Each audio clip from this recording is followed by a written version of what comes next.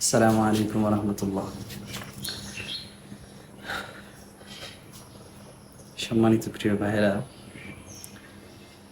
অনেক কষ্ট নিয়েই কিছু কথা আপনাদেরকে বলতে চাই।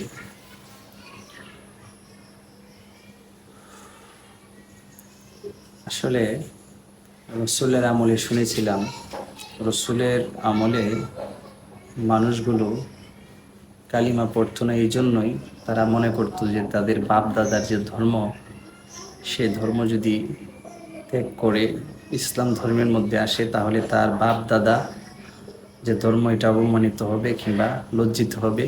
বিভিন্ন চিন্তা ভাবনা, মানে যে চিন্তা ভাবনা অদ্ভুত, যেটার কোনো ভিত্তি নেই, দলিল নেই, এই চিন্তা থেকে তারা মুসলমান হয়নি।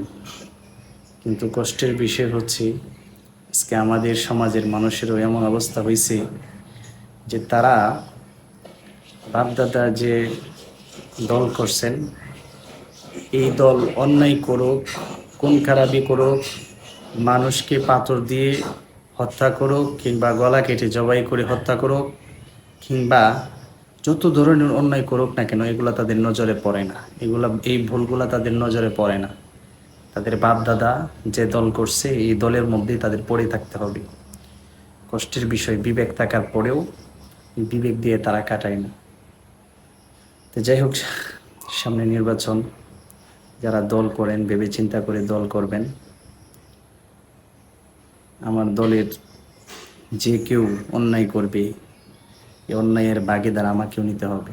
এই জন্য সামনে নির্বাচন, বুঝে শুনে সঠিক সময়ে সঠিক সিদ্ধান্ত নেবেন। এই যে গাজীপুরের যে হত্যা, জনসম্মুখে গলা কেটে হত্যা করা হয়েছে, এটা যদি ক্ষমতা যাওয়ার আগে এরকম হয়, ক্ষমতায় গেলে কি করবে সাধারণ জনগণ নিজেরাই বুঝে নিন। যাই হোক, তেমন কিছু বলার নেই, কথা বলার মতন এরকম মন মাইন্ডও নেই।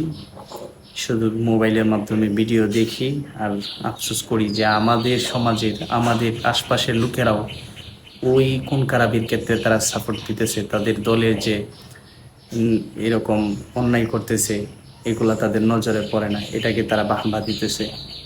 যাই হোক, বুঝে শুনে সবাই সামনে কাজ করবেন, এই প্রত্যাশা রেখে আমি আমার কথা শেষ করছি। আসসালামু আলাইকুম রহমতুল্লাহ।